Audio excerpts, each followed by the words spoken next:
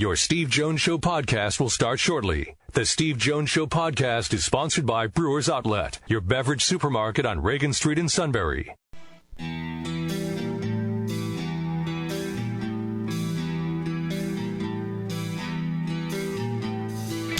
Sports talk where your voice counts. This is the Steve Jones Show on News Radio 1070 WKOK. Now, from the Sunbury Motors Studio, here's Steve Jones. Today's show brought to you by Brewers Outlet, Reagan Street in Sunbury, the beverage supermarket. Imports, domestics, microbrews, best selection of beer anywhere. Wine coolers, water, soft drink, snacks. They roast their peanuts fresh and hot every day. And the pickle bar, led by the barrels of the Dills, indeed second to none. All at Brewers Outlet, Reagan Street in Sunbury, the beverage supermarket.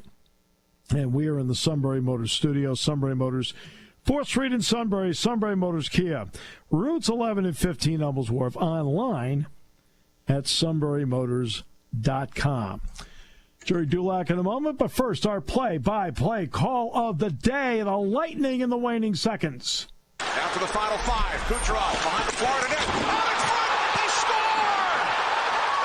In the final seconds, Ross Colton. Lightning with a 2-1 lead. What a pass out front. And the Lightning are going to take a 2-0 lead in this best-of-7 series. Big mistake by the defense last night by Florida. Like, the defenseman that should have followed Kucherov behind the net did, but so did the other guy. And it left Condon wide open in front. And there's your story. 2-0 lead going to Tampa now for the Lightning. Always a privilege to have any conversation on the air, off the air with Gerry Dulac. Gerry, welcome back. Great to have you with us. Steve, always good chatting with you, my friend. I hope you're doing well. Doing very well, and privileged to be working the upcoming season again with a guy that would be no better than a special teams backup in today's NFL. So, yeah, how about that? I mean, it's one thing for somebody who was in the NFL to say that, which is totally ridiculous. It's even another thing for a columnist to write a story about. Look, because of their size, that doesn't matter. If Jack Ham played today, he would be a bigger body person because that's the way the game is played. And it wouldn't take away from his greatness. The dumbest, most stupid, most inane thing I've ever heard. I mean, this guy's in the running for the GM job. And he may have taken himself out of it with that. I agree, Gerry. And here's, I know we'll get to golf in a second, but here's the reason why. So let's take the personal part out. How well you know Jack, obviously how well I know Jack. So it's like, so for me, it's like, what? But that tells me he's a combine guy and doesn't know how to evaluate football players. He doesn't know how to evaluate the brain of a player. Jack's brain was as important as his frame. Well, that's what happened to him in Buffalo, Steve. And with some of the deals and maneuverings he made, I like Doug Whaley personally a great deal. And I'm not going to sit here and cast aspersions on he's an Upper St. Clair guy. That's right, but that is also one of the things that player evaluation that got him in trouble, or led to his dismissal in Buffalo. So you can't. I mean, how are you going to measure Jack Ham's anticipation, his intellect, his reaction? His ability to see, what he's looking at and react to it. I mean, come on, it's preposterous. All right, so now let's flip the page to what we were going to talk about, and that is about the PGA Championship. Justin Thomas has put together back-to-back rounds of 67. He had back-to-back bogeys yesterday at one point. I think it was, I want to say 8 and 9 or 9 and 10, whatever it may be. And he kept his wits about him. What does that tell us about where he is with his game right now? Yeah, I think we're going to find out a little bit more because, look, I mean, the guy has a Players' Championship and he has a major, so it's hard to say that Justin Thomas isn't a finisher, but he hasn't been able to do it lately, and we haven't. He's only had a couple instances in majors, I think 3 or 4, or this could be the 4th time, where he's been at or had the lead or tied for the lead at some point in the tournament. And so we're going to see now how he does on the weekend. But I will tell you that if he fashions 467s, he's put up 2 already, he'll win by 5 or 6 shots if he's able to put 467s up on the board. You could see the golf course, how difficult it's playing. His 3 under today is the lowest round on the golf course and so far. So yeah, I mean, and he played in the morning when the conditions were a little bit more difficult because of the wind, and we've seen JT be able to manipulate shots, and I think that's one of his great qualities. Despite his putting stats, that's what gets him in trouble. He misses a lot of 5 and 6 foot putts. He's kind of like his buddy Jordan Spieth. We see Spieth doing a ton of that, where he used to be automatic inside 10 feet.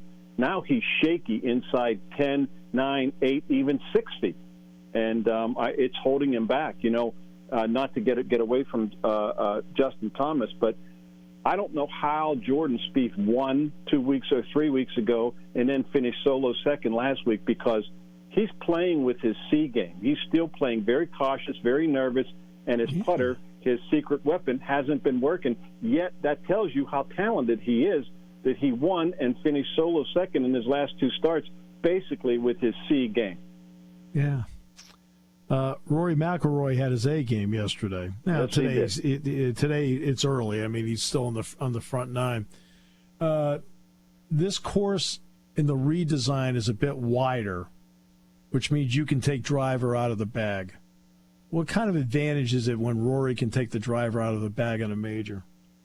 Yeah, well, the funny thing, though, too, Steve, is there's plenty of room to hit the ball, which invites the guys to pull that driver even more. And when you see the crazy distances the ball is going, not just in the air, downwind, downhill, a lot of these holes, the firmness of the fairways. These guys on the first hole were hitting at 380, 390, 403. And so I really like the look of the golf course. I was there in 2001 for the U.S. Open, and the course didn't bowl me over. Don't get me wrong. I thought it was really good. But, I'm seeing on TV, this golf course looks tremendous. And I think Gil Hanse, when he came in, has done a wonderful job. Yeah, a couple things I noticed with it. Like, I think Gil Hanse has done a great job of how he utilizes the position of the creek in certain areas, which has really, I think, helped. Like Scotty Scheffler and Rahm both went into the creek on 18 because they hit it too far. Right. Yeah, and that's Gil Hanse. He's become the major doctor. He did the redesign here, or refurbish, or renovate, whatever you want to call it. He did it at the Country Club, which is in Brookline, which is where they're headed next. And Steve, he's going to start some work next year at Oakmont to get it prepped for the 2025 U.S. Open. So he seems to be the designer of choice anymore. A number of years ago, it was Reese Jones. He was known as the Open Doctor. Yeah. And I think he's been supplanted here now by Gil Hanse, who just does really, wonderful work. In fact, if anybody goes down to Pinehurst, it's not number 2 because that's the Bill Coors, Ben Crenshaw, but Pinehurst 4 is Gil Hanse. That's correct. Everybody tells you it's phenomenal. Yeah, I played it twice, and it really is. It's really good. Now, in my opinion, it's not number 2, but it's really good, and it has some really nice looks. And there's no question what he did there was a wonderful job. They played the USAM there, I think, like 3 years ago. And number 4 is a real delight as well. Will Zalatoris is a name that's come up a lot more in the past 15 months. As you watch his game, and he's got himself in a nice position in second at 5 under par. What do you like about his game? The pros and cons of Will Zalatoris. Well, he's such a good ball striker, Steve, and that's what And so when you get a golf course like this, whereas if you can keep the ball in the fairway, he's such a good iron player, and where you come out at these greens, as you have seen in 2 days. If you come at these greens out of the rough, it's very difficult. You have to guess. You have to play short and hope your ball runs out. But you can't fly the ball on the green out of the rough on most of these holes. And Will Zalatoris is, like I said, he's such a good iron player. And you know what? He's been a big-time player I think he's played in 9 majors, and in 6 of them he's finished in the top 20. And you see his name pop up on the leaderboard. We saw it at the Masters, and we've seen it before. And, the guy, when the guys out there tell you it's only a matter of time before this guy wins. Look, I know there's a lot of talented players out there, but he is certainly one of them. And look at how Scottie Scheffler just, blossomed in the last 2 years. With 4 victories and a major already. So I'm not going to say that's going to be Will Zalatoris, but you never know with some of these guys. Once they break through, it's boom, boom, boom. Yeah, and we'll see if he can, because the gold medalist in Tokyo was Andrew Schauffele. It seems like he has that kind of game that you're talking about. Yeah, and yet he hasn't been able to pull the trigger beyond the gold medal. I compared him to Tommy Fleetwood now. A couple years ago, Tommy Fleetwood was like the kind of, flavor of the week in majors, not the favorite, but a guy, keep your eye on Tommy Fleetwood. Well, that's kind of, he never has yet to do that and even been a serious contender. And we've seen Schauffele contend but not finish. And so until he does it, then, yes, it might be the same type of thing. If he wins 1, he might win 3. All right, how do you look at Tiger Woods so far? He's at 3 over for the championship, 1 under today so far. Yeah, he just birdied. He looks better right now than he did yesterday. That being said, he got off to a good start yesterday. He was 2 under through the first 5 holes. Steve, I was saying this last night on my weekly golf radio show, that compare the look after 18 holes in the first round at Augusta on the 18th green, that big smile. It was a look of satisfaction and accomplishment after all he had been through, to be able to play, to be able to finish, to shoot 71. He had a smile like he won the golf tournament. But that's the way he felt after 1 round at Augusta, after all he's been through, compared to the look yesterday. After the way he finished, looking, limping down the final 2 holes, making bogeys on each of the last 2. You could see him reaching for his hip or his leg on a couple instances, bending his leg. It was an entirely different look, to the point that I thought, well, I wouldn't be surprised if he would WD. But, there he is out there. He's 1 under for the day. He's right there inside the cut line. And if he can, play even from there in, he'll be around. He'll be around on the weekend.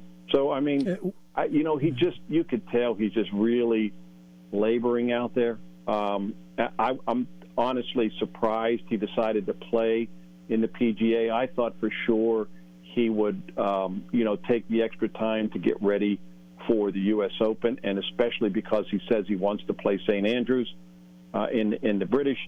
I'm just a little surprised he decided to play the PGA, but hey, he doesn't want to pass up on majors if he could go out there and walk, obviously. Those may be the only 4 tournaments he plays this year. Oh, I wouldn't be surprised. I would imagine that's going to be it. I'm with you. Yeah. When you look at the guys on the leaderboard right now, give me a name or 2 that at least bears watching that can at least make a run. Yeah, I think Cam Smith bears watching. I was about to ask you that, but okay, go ahead. Yeah, no question. I think he's hanging there at 2 under, but there's no question about it. Another guy I don't think can win, but he's been playing really well lately. Is Matthew Fitzpatrick. Yes. Xander Schauffele is capable of making a run like that. And if I had to pick a dark horse, look at Taylor Gooch sitting back there at 1 under. Yeah. He's another guy I would keep my eye on. And you know what? Who's still in the thick of it? Right. And look, it's only midway through the second round. Stuart Sink is always around the neighborhood. Right? He's not going to win this thing, but it seems like he always is good enough to, you look at the board and go, oh, Stuart Sink, he's still playing? Yeah, he's a guy. In fact, I was just watching him before. He had a nice iron shot in there for a birdie. And I thought, I thought the same thing. He's solid enough and good enough that, he'll hang right around 10 or 12, maybe get a top 10, certainly get a top 20. And there he is at age, 46 or whatever he is. And, he won twice last year. So, obviously he can still golf his ball. And and one Open Championship to his credit, right? Yeah. The one nobody wanted to see him win because only because Stewart Cink is a great guy, wonderful guy. Yep. But that's the one where he beat Tom Watson, where everybody at age 59 wanted to see Tom Watson win. It's interesting. I was watching Golf Channel last night, and David Faraday, and this interview goes back years with Jack Nicklaus. It was right after Watson had the tournament, and Watson was bemoaning that he won, and he said, "Tom, at the age of 59, did anybody lead the British Open ever after round one?" He goes, "No." After round two, no. After round three, no. He says, "Look, you caught a bad break. You hit a bad shot. You hit a really good shot in 18. It just rolled off." He says, "And you made the right play with the putter. You just hit it too far." Right? Yeah, it's easy for Nicklaus. He wasn't playing, but still. Yeah, and that was the thing about that. He hit two wonderful shots on 18, a tremendous drive and a great approach, and it just ran through the green up against the caller. And, man, he couldn't hit two better shots under pressure, and, that's nothing new for him. And, man, it's a shame. And like I said, Stewart Cink is a great guy, but nobody wanted to see Stewart Cink win that tournament. Yeah, nice cleric jug. Way to go. Should have gone to that guy. No. Right, but that guy has 5. Okay. Gerry, always a pleasure. Appreciate it. Can't wait to see you soon. Absolutely, Steve. And we got that. We have that Sunny Hannah date sitting out there somewhere, and we'll make it happen. Absolutely. I can't wait for that to happen. Thanks so much, and look forward to it very much. All right, Steve. Good chat with you as always. Gerry Dulac. I had to bring up the Jack thing first. And again, the part about Jack is obviously now, look, Jack's what, 70, 72 now? Whatever. My big thing is making sure that, like, you're coming back again, right? It's I don't really have to put too much pressure on it. It's a question I don't usually ask him until we get to bowl week or something like that. But it's the player evaluation part. You notice how I framed it as in the player evaluation part as opposed to the combine part. And, I don't know what he was trying to prove with that answer. I have no idea. Does the game, every sport has something in common right now, in my opinion, Matt. I think today, in every sport, we are seeing the best athletes, and for the most part, at the peak of physical conditioning. Bigger, stronger, faster. No question. Every sport. You watch a basketball game, man, up and down the floor. Oh, my God. Great athletes, And then, hockey, flying up and down the ice. Great athletes. I mean, baseball, we used to kid around about, back in the day. Hey, look at Gates Brown. Look at Harmon Killebrew. All right, baseball. Right? Today, do you see any baseball player with maybe an exception or two? I mean, you look at catchers today. Catchers were always the ones you looked at and said, they're a little bigger guys, whatever. You look at today's catchers. Hey, cut head to toe. You look at Maldonado. He may not have the best bat going, but he's a great catcher for the Astros. Guy after guy after guy, and somebody brought up David Wells to me earlier today. David Wells never looked like he was in shape, ever. You look at today's pitchers, they're all cut. I mean, you look at Cole. Cole is just built. Your guy Castro built. Everywhere. I mean, Giancarlo Stanton, Aaron Judge. Look at them and the way they run. In the NFL, every single guy in the NFL, great athletes. I mean, a defensive tackle like Aaron Donald, the way he moves, can run. And that's a defensive tackle. You got offensive linemen that can pull out there and get the athletes. That's the best ever when it comes to athletes. But what's missing in some, not all, some, is knowing how to play. It's the same thing, like, for example, in golf. I mean, look at all the guys playing golf, today. There are guys way back when where you're like, huh, really? It's kind of a big dude playing golf. All right? Not today. Hey, Justin Thomas, great shape. Zalatoris, great shape. Rory, great shape. Fitzpatrick, Cameron Smith, Tiger, Schauffele, right? All the way through. Sink has kept his career because they're all in great shape. Fleetwood, they're all in great shape. But you know what separates a lot of these guys is that, they're powerful, quick swings, the whole thing, but they get into trouble and don't win because they don't know how to play. They don't know how to play. Now, and what I mean how to play, like when you've got to make a big decision as to what to do or how to play something, they make the wrong decision, in the moment. It's the same thing in every sport. There's a lot of, and there are also more teams and more players than ever. So you're going to get more of a crossroads. No, all right, no question. You're going to get much. Okay, you have more teams and more players than ever. So you're going to get more guys out there that don't know how to play. But boy, when you get somebody who is the physicality to go with the mental part of it, the ability to know, oh my goodness, that's a slice of gold in today's game. Because, I watch games left and right. I'm like, what are you doing? And we played the game-winning goal in the Florida-Tampa Bay game, all right? Okay? Those two defensemen are outstanding for Florida's athletes. They're outstanding. But one of them made an absolutely I couldn't believe he went behind the net. I couldn't believe it. It's not his side. What's he going back there for? His job is to protect the front. You already got a guy back there going after Kucherov. You've already got a guy doing that. And by the way, that's his guy. See, that's what I'm talking about, the ability to know how to play. Okay, that goal was scored because the defenseman didn't know how to play. See what I'm talking about, Matt? Sure, he's a great athlete. He has all the measurables in the world, but when it came time to make a play and, use his brain in the moment, didn't do it. And they gave up a goal because he left his area when he already had a guy back there on him. The guy was supposed to be on Kucherov was on him. And they gave up a goal because he put himself in the wrong spot. All right. Final half hour, we'll do headlines.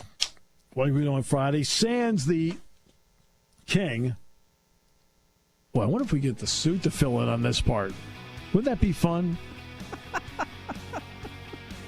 I could ask him. I don't know if he'll... Ask him! See if he'll come down the hall and fill in. I'd love to hear his headlines for the week. All right, I'll work on that. No, seriously, because the final half hour of the week, I can mentally tune out. Today's show brought to you by Brewers Outlet. Reagan Street in Sunbury, the beverage supermarket. It's going to be a hot weekend, so you need cold beverages and snacks and everything that goes with it at Brewers Outlet, Reagan Street in Sunbury, the beverage supermarket on News Radio 1070 WKOK.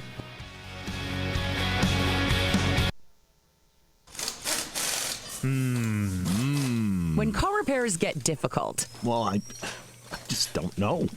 Me neither. We get good. Sunbury Motors. More than quality new and used cars, Sunbury Motors specializes in complicated auto repair diagnosis. They can handle intricate repairs and even complete auto body with service open Monday through Friday, 7 till 4. And Sunbury Motors has made simple repairs easy. Maintaining your vehicle is necessary. Finding the time to do it is difficult. Welcome to Sunbury Motors Quick Lane. Open 7 till 4, Monday through Friday. Just walk in or call ahead. Relax in their remodeled waiting room with Wi-Fi, beverages, and snacks. While Sunbury Motors factory trained techs take care of your oil change, tire alignments, brakes, and inspections. Quick Lane, 6:30 to 6, Monday through Friday, Saturday, 6:30 till 2. Sunbury Motors, Ford and Hyundai, North 4th Street, Sunbury. And Sunbury Motors Kia, routes 11 and 15 in Hummel's Wharf. We take the out of auto repair. taking your calls at 800-795-9565. This is The Steve Jones Show on News Radio 1070 WKOK. Now, from the Sunbury Motors Studio, here's Steve Jones. Today's show brought to you by Brewers Outlet, Reagan Street in Sunbury, the beverage supermarket. Imports, domestics, microbrews, the best selection of beer anywhere. Wine coolers, water, soft drink, snacks. They roast their peanuts fresh and hot every day. 6 great flavors of slushies and the pickle bar. Led by the barrels and the dills, indeed second to none. All at Brewers Outlet, Reagan Street in Sunbury, the beverage supermarket. And by the way, when you look at the temperatures this weekend, 91 tomorrow, 85 Sunday. Stock up now at Brewers Outlet. And we're in the Sunbury Motors Studio. Sunbury Motors, 4th Street in Sunbury. Sunbury Motors Kia, routes 11 and 15, Hummel's Wharf, and online at sunburymotors.com. I can tell by the breathing in the microphone that sounds like an obscene phone call. The suit's there. S-U-I-T. That spells suit. So before we get to the world-famous one and only, we just talked moments ago about the comment Doug Whaley made on 93.7 The Fan in Pittsburgh about Jack. Okay. And this is a big problem in this area because I'm going to get to this story next. People of my age have to be careful that we don't always look back and go, oh, the players of today are nowhere near as good as the players of yesteryear and the legends of it. At the same time, the people of today, the young people of today, can't look at this as the greatest of great, blah, blah, blah, blah, blah, and disregard players of the past. Both have to come and find middle ground and understand that a great player of yesteryear could play today and a great player of today could play in yesteryear. Okay? That's what makes them great, transcendent. So that brings us to J.J. Redick. He was on First Take. Why I'm referencing that show, I don't know. I know. I saw this too, but yes. Yes. Okay. J.J. Redick, who, by the way, is articulate. He's intelligent. Played well when he was with the Sixers. I think with the Clippers, too, he played well. Other teams rather nondescript. They were talking about Chris Paul. And, of course, Chris Paul and the Suns just went through their meltdown against Dallas. When Christopher Mad Dog Russo said that the Phoenix Suns guard was not Bob Cousy when it came to the NBA's great point guards, Redick responded by stating that the Celtics legend was, quote, guarded by plumbers and firemen and played in an era where there were 8 teams in the NBA and you could only win 2 playoff series. Well, first of all, I think Chris Paul in his career has only won 2 playoff series in the same year. That was last year. Okay? Cousy has finally had an opportunity to respond. He was on SiriusXM's NBA radio, and the 93-year-old was asked about it. He said, people with less talent will always try to make a name for themselves by criticizing other people and hopefully getting some attention and perhaps increasing their credibility. When you respond to something like this, you play into their hands. I won't do that, but I will defend the firemen and the plumbers he referenced. He says, firemen and plumbers such as Bill Russell, Will Chamberlain, Jerry West, Oscar Robertson. Right, he went through this John Havlicek, Elgin Baylor, Oscar Robertson, right? He said, we must have had the best firemen and plumbers on the planet at the time, and I was very proud to play with all of them. See, that's a response, and that is impressive from a 93-year-old. He's still got it. You know what's interesting about that? Right? Is I'm not so sure in a short league, and there were fewer teams in the NBA, so Redick's right about that. All right, and you had to win 2 playoff series, and he's right about that. Okay. But if you're playing at, I think at that time it was 12 players per team, so what, there were 120 guys in the league? Guess who would not have been in the league in the 60s?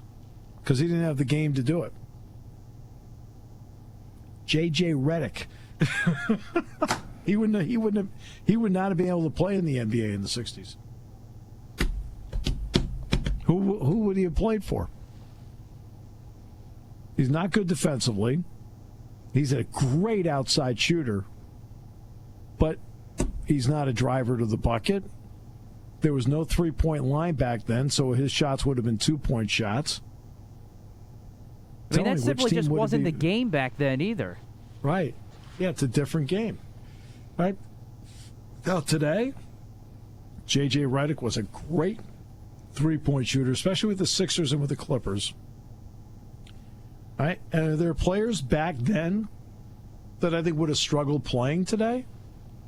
Oh, yeah. I mean, I'll give you one. A guy that I knew a little bit because he was the analyst for Hartford at one point, the late Casey Jones. Casey Jones was a great defensive player, but Casey Jones was not a good offensive player. He could not have played in today's game, right? Even though he was in great shape, great guy, but he didn't have enough He did not have enough offensive game to play in today's game. Did not have a good enough outside shot to play in today's game. All right? Now, if the league were 30 teams back in the 60s, J.J. Redick absolutely would have played. But when you're talking about 10, 11 teams, whatever, or 12 teams, J.J. Redick would not have played. There wouldn't have been enough spots for a guy like him. That's the interesting part about this. That's not putting him down. It's just a fact. I mean, Wes Unseld, Gus Johnson. I mean, feel like they, firemen. He's being guarded by firemen and plumbers. What the heck kind of comment? I mean, that's a kind of like those players that Bob. You know what Bob Cousy did? Kept the league alive, and by keeping the league alive, guess what it led to? J.J. Redick being able to play in the league. You've got to pay homage to people who laid foundations and groundwork for your profession. Right? If Cousy and those guys failed, there would have been no league. Right? But again, remember, this is First Take, and J.J. Redick, who I thought was starting to establish a little bit of credibility as an analyst, has totally lost it for me. And second of all, Mad Dog better get off there soon because he's losing his credibility very fast. Well, Mad Dog will argue with him. I know, he will argue with him. but Mad Dog is one of the godfathers with Mike Francesa of sports radio. He's losing that legacy by participating in that garbage of a show in First Take for as long as he does. I'm sorry. But all the people on that show speak highly of you. Well, I'm glad they do, but their show stinks. Suit? There's a show called First Take? Point me. We'll take Exhibit A. I'm kidding. I've heard of it. We'll take a break. We'll come back. Headlines coming up in a moment on News Radio 1070 WKOK.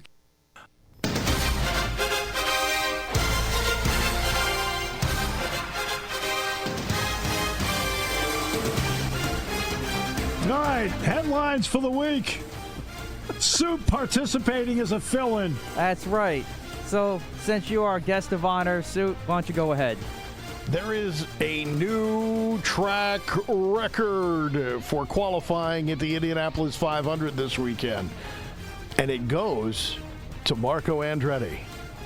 How about that? He'll find the speed and find a way to hit that 237 mark. They're already shooting at 232 at the moment. What do you think? I thought he was talking about Port Royal. Sorry. I will lose $25 in every bet I make in the Preakness. There's headline number 2. Well, who are you going with? Who's your pick after listening to DJ yesterday? Listen, a long time ago, I learned never doubt him. So I led with Epicenter, and I have an Epicenter simplification Exacta-box. All right, there you go. Steve, what do you got? Doug Whaley doesn't get the Steelers GM job. I think that's safe to say there. Yeah. That was pretty bad. All right. I'm waiting to see our first snow out for June because we have a snow out in Colorado, no surprise, of the Rockies and the Mets. And then up in Calgary, you have a snow out of the watch party for their series tonight with Edmonton. So I want to see a snow out in June. When is that going to happen? How about a snow out in Indianapolis? Yeah, maybe you'll see that. I don't think so. I'm just happy there's 33 cars in the field. Can somebody put a 34th car in? I mean, you can't have bump day if you don't have anybody to bump. Let's not call it bump day. Oh, how do you think that the horse got in at the Derby last week? Exactly. I mean, how can it possibly? Here comes 21 down the stretch. There's only 20 horses in the field. I will say right now, if someone can find a car, I'll drive to Indianapolis and I'll qualify on Sunday. Of course, I don't think they found a car that I could fit in right now, but maybe the two-seater with Mario. I might have a shot there. Go. I would like to see that. I will drive out to Indianapolis just to see that. All right, Steve, you got another? What do I want to drive out and see that for? A friend of mine one time in radio, and I don't know if it was like Jennerstown or somewhere, whatever, okay? And they did a deal where they put the personalities into the cars. And his driver said, hey, look, whatever you do, don't pop it into this gear right here. Okay. So naturally, of course, what does Knucklehead do? He's going around in third place, and he pops it into that gear. And he says, man, I felt like I was flying. I mean, I was moving. And then they watched the replay later, and it looked like it was Chariots of Fire. I have a buddy that did the stock car experience and did 150 in the short shoot at Pocono. And they restrict everything pretty tight there, so I would have liked that. I still want I want to go in the two-seater with Mario. I've been trying to win that for years. Did you ever hear the word rigged? He doesn't want you in there. That could very well be. We've exchanged smiles and waves over the years. It's because he's a nice guy. Exactly. I did not say it was because he liked me. I just said, we've exchanged waves. Hey. Like he waves and he says, who is that? Who was that? Hi, who are you? Hi, who are you? Hi, who are you? All right, my next one. So the World Cup 2026 host venues are going to be revealed by FIFA on June 16th. So there's 17 different U.S. stadiums that are up. Oh, sorry. I didn't realize you were still talking, Matt. So, I'm disappointed, though. For the United States, Vegas isn't in there. Allegiant Stadium. Can you imagine having a World Cup final in Vegas or any round in Vegas and the amount of international people that might have to come back here for court? And here's my headline. Okay, my headline's a follow-up of that. Okay, we'll be able to find out in order who paid the most in bribe money to get a site. There you go. It's FIFA. The F stands for fixed. Yes. Well. Or finance us. Yeah. I mean, you know darn well Los Angeles will get one, and we know darn well MetLife will get one. I think the Link's got a very good chance. They've had a lot of soccer games there. The Link will get it. I'm just saying those two are locks. Oh, yeah. And SoFi Stadium is also in there, too. Link will get it. Dallas will get it. Yeah. I think Orlando might get it instead of Miami. Listen, there's only one thing in soccer that I actually like. Edmonton. There's one thing in soccer that I like. It's that if you stink bad enough in the Premier League, you don't get to stay in the Premier League.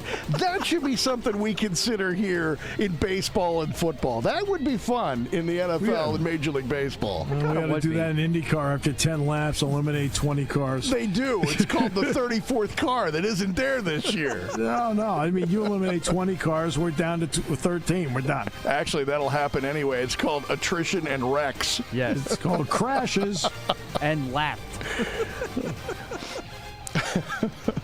Yeah, I actually, that's exciting to me. It's like, what happened to your team? Well, they stunk so bad they went to the lower league. Okay. Well, that's the Orioles. That's right. You're now playing AAA baseball. You have to win your way back. The Yankees have 9 wins against other 28 wins. 1/3 of them have been against the Orioles. Hey, you're just taking care of business, that's all. I'll bet you the Reds would be more motivated if they knew they were going to be playing in AAA next year. That's true. They played the Pirates last weekend. They already think they are. I mean, they lost, and they still threw a no-hitter, so there you go. A no-hitter that you lose 1-0. I looked at that and went, wow, that is the state of those two teams right now. Which is the most Pirates thing to do. I mean, everything about that was just perfect.